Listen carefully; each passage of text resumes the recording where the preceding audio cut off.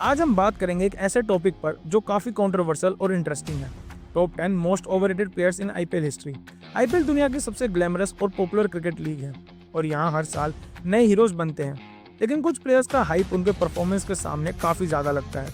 इस लिस्ट में हम डिस्कस करेंगे उन प्लेयर्स के बारे में जो या तो अपने प्राइस टैग के हिसाब से अंडर परफॉर्म करते रहे हैं या फिर उनका ब्रांड वैल्यू उनकी ऑन फील्ड परफॉर्मेंस के सामने मिसमैच लगता है। तो चलिए शुरू करते हैं। नंबर 10 पर आते हैं युवराज सिंह। इसमें कोई भी डाउट नहीं है कि युवराज सिंह एक लेजेंड है, लेकिन आईपीएल में उन्होंने कभी भी अपनी फुल पोटेंशियल शो नहीं की है। 2015 में दिल्ली डेयरडेविल्स ने युवराज को 16 करोड़ रुपए में अपनी टीम में शामिल किया था, जो उस वक्त का रिकॉर्ड था। लेकिन उन्होंने उस सीजन सिर्फ 248 रन ही बनाए और एक भी इम्पैक्टफुल इनिंग नहीं खेली। फैंस उनसे हमेशा मैच विनिंग परफॉर्मेंस की उम्मीद करते थे, लेकिन उनमें कंसिस्टेंसी की हमेशा से ही कमी दिखी है। उनकी रेपुटेशन वर्ल्ड कप 2011 के हीरो के तौर पर था और उनका ब्रांड वैल्यू उनकी आईपीएल परफॉर्मेंस के कंपैरिजन में काफी ज्यादा था।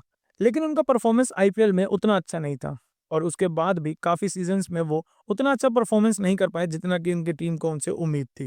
नंबर 9 पर आते हैं ग्लेन मैक्सवेल। ग्लेन मैक्सवेल को आईपीएल का बिग शो कहा जाता है, लेकिन उनका आईपीएल करियर काफी इनकंसिस्टेंट रहा है। मैक्सवेल सिर्फ एक ही सीजन 2014 में पंजाब के लिए धमाका करके दिखा चुके हैं, जहां उन्होंने 552 रन बनाए थे। उसके बाद हर सीजन उनकी परफॉर्मेंस डाउन जाती गई है, लेकिन उनका प्राइस टैग हमेशा हाई रहा है। मैक्सवेल के लिए टीम्स हमेशा 10 करोड़ से ज्यादा खर्च करती रही है, लेकिन उनकी परफॉर्मेंस कभी भी उनके प्राइस को जस्टिफाई नहीं कर पाई है। पिछले सीजन में भी आरसीबी ने उन पर 15 करोड़ से ज्यादा खर्च किया था, लेकिन उसके बावजूद भी वो उस लेवल का परफॉर्मेंस नहीं कर पाए, जिसके वजह से टीम ने उनको ड्रॉप कर दिया और उसके बाद उन्हें मेगा ऑक्शन में भी रिलीज कर दिया गया था और उसके बाद टीम ने उनको वापस से अपनी टीम में शामिल नहीं किया। आईपीएल से पहले मैक्सवेल की भी खूब हाइप बनी थी क्योंकि वो इंटरनेशनल मैचेस में अच्छा खासा परफॉर्मेंस कर रहे थे, लेकिन आईपीएल में वो उतना इम्पैक्ट नहीं छोड़ पाए। नंबर 8 पे आते हैं दिनेश कार्तिक। दिनेश कार्तिक एक टैलेंटेड विकेटकीपर बैट्समैन है, लेकिन आईपीएल में कभी भी वो कंसिस्टेंट फिनिशर नहीं बन पाए। 2014 में दिल्ली डेयरडेविल्स ने उन्हें 12.5 करोड़ रुपए में खरीदा था, लेकिन उन्होंने सिर्फ 325 ही रन बनाए। उन्होंने हमेशा एक डिपेंडेबल फिनिशर होने की उम्मीद थी, लेकिन क्रूशल मोमेंट्स में वो हमेशा फ्लॉप साबित हुए।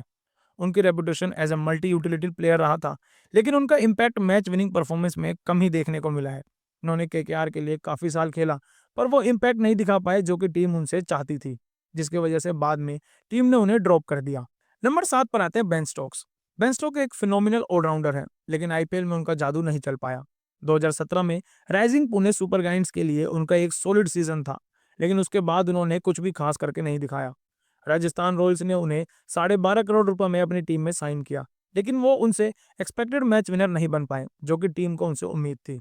बेन स्टोक्स का इंटरनेशनल ओरा उन्हें आईपीएल का सुपरस्टार बनाता है, लेकिन वो उस लेवल की कंसिस्टेंसी नहीं दिला पाए जो कि टीम उनसे चाहती थी। चेन्नई ने उन्हें 15.5 करोड़ रुपए में अपनी टीम में शामिल किया था, लेकिन उसके बावजूद भी वो इम्पैक्ट नहीं छोड़ पाए जो कि टीम उनसे उम्मीद कर रही थी, जिसके बाद टीम ने उन्हें ड्रॉप कर दिया। नंबर 6 पर आते हैं रविंद्र जडेजा। जडेजा अनडाउटेडली एक फैंटास्टिक फील्डर और बॉलर है, लेकिन आईपीएल के कुछ सीजन्स में उनका प्राइस टैग उनकी परफॉर्मेंस से ज्यादा लगता है। 2012 में सीएसके ने उन्हें 9 करोड़ 80 लाख रुपए में खरीदा था, जो कि उस टाइम का रिकॉर्ड था। बैटिंग में उनका इम्पैक्ट बहुत लिमिटेड रहा है और उनकी बॉलिंग इकोनॉमी भी कभी कभी डिसअपॉइंट करती है। उनका ब्रांड एज एन ऑलराउंडर ज्यादा है, लेकिन आईपीएल में उनकी बैटिंग परफॉर्मेंस उतनी इम्पैक्टफुल नहीं दिखी है जितनी की दिखनी चाहिए। कई बार जब टीम को उनकी ज़रूरत होती थी, तो वो पहले ही आउट हो जाते थे या फिर गेंदबाजी में भी वो इम्पैक्ट नहीं डाल पाते थे, जिसकी वजह से उनकी टीम को जीत मिल सके। और कई बार टीम रविंद्र जडेजा के बैड परफॉर्मेंस की वजह से हारी भी है। नंबर 5 पर आते हैं वरुण चक्रवर्ती। वरुण चक्रवर्ती को 2020 में केकेआर ने 8 करोड़ 40 लाख रुपए में अपनी टीम में शामिल किया था, लेकिन उनका परफॉर्मेंस एक्सपेक्टेशन के हिसाब से काफ़ी इनकंसिस्टेंट रहा है। एक सीजन में उन्होंने अच्छा खासा परफॉर्मेंस करके दिखाया, लेकिन उसके बाद इंजरीज और फॉर्म इश्यूज की वजह से उनका इम्पैक्ट कम हो गया। एक मिस्ट्री स्पिनर के तौर पर उनका हाइप काफ़ी ज़्यादा था, लेकिन वो कंसिस्टेंटली विकेट नहीं ले पा रहे थे, जिसकी वजह से आईपीएल में उनका दबदबा कम होने लगा और केकेआर ने काफ़ी बार बॉलिंग डिपार्टमेंट में स्ट्रगल भी किया है। एक समय था जब वो आईपीएल में अच्छी खासी परफॉर्मेंस कर रहे थे, जिसकी वजह से उन्हें इंडियन टीम में मौका भी मिला था, लेकिन जैसे वो आईपीएल में स्ट्रगल करते हुए दिखे, उनको इंटरनेशनल क्रिकेट में भी मौके कम मिलने लगे। नंबर 4 पर आते हैं PAT Cummins. PAT Cummins world के टॉप फास्ट बॉलर में से एक हैं, लेकिन आईपीएल में वो अपनी प्राइस जस्टिफाई नहीं कर पा रहे हैं। केकेआर ने उन्हें 2020 में 15.5 करोड़ रुपए में खरीदा था, लेकिन उनकी बॉलिंग इम्पैक्ट लिमिटेड रही। वो डेथ ओवर्स में बहुत ज़्यादा रन देते हैं, जो उनकी रेपुटेशन के खिलाफ जाता है। उनकी इंटरनेशनल बॉलिंग स्किल्स और आईपीएल परफॉर्मेंस के बीच का गैप उन्हें ओवररेटेड बनाती है। फ्रेंचाइजीज ने जिस चीज़ के लिए उन्हें अपनी टीम में शामिल किया था वो चीज़ डिलीवर नहीं कर पा रहे हैं, जिसकी वजह से वो ओवररेटेड प्लेयर में से आते हैं, क्योंकि उनकी हाइप के हिसाब से और उनकी ब्रांड वैल्यू के हिसाब से उन्हें और भी ज़्यादा अच्छा परफॉर्मेंस करके दिखाना चाहिए, लेकिन वो अपना बेस्ट नहीं दे पा रहे हैं। एज ए कैप्टन वो काफ़ी अच्छे हैं, 2024 में ये सब ने देखा, लेकिन एज ए प्लेयर वो अभी भी वो इम्पैक्ट नहीं दे पा रहे हैं जो कि टीम को चाहिए, क्योंकि उनकी प्राइस बहुत ही ज़्यादा है।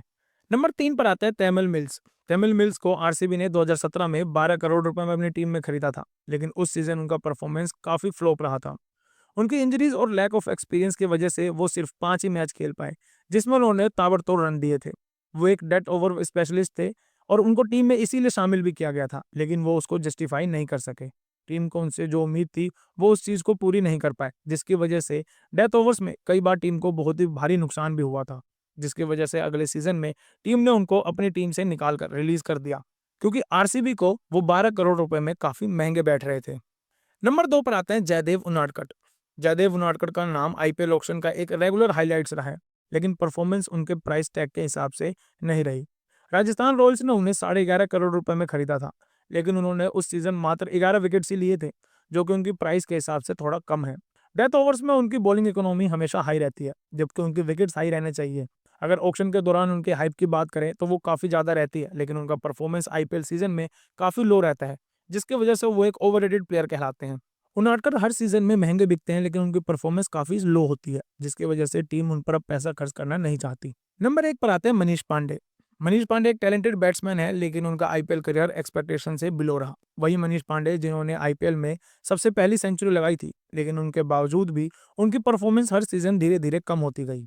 अगर उनकी परफॉर्मेंस की बात करें तो उनको केकेआर की तरफ से काफ़ी मौके मिले, लेकिन वो इम्पैक्ट नहीं डाल पाए अपनी टीम की तरफ से जो कि टीम को चाहिए था, जिसके बाद केकेआर ने उन्हें रिलीज कर दिया। उसके बाद एसआरएच ने 2018 में उनको 11 करोड़ रुपए में अपनी टीम में शामिल किया, लेकिन वो एक सॉलिड मिडिल ऑर्डर बैट्समैन के तौर पर परफॉर्म नहीं कर पाए, जिसके लिए एसआरएच ने उनके ऊपर 11 करोड़ रुपए खर्च किए थे।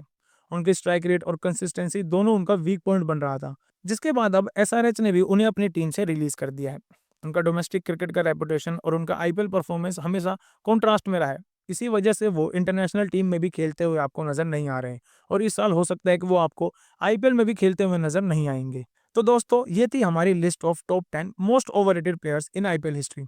अब आप हमें बताएं, क्या आप किसी और प्लेयर का नाम इस लिस्ट में शामिल करना चाहते हैं, या आप किसी नाम से डिसएग्री करते हैं? कमेंट्स में जरूर बताएं।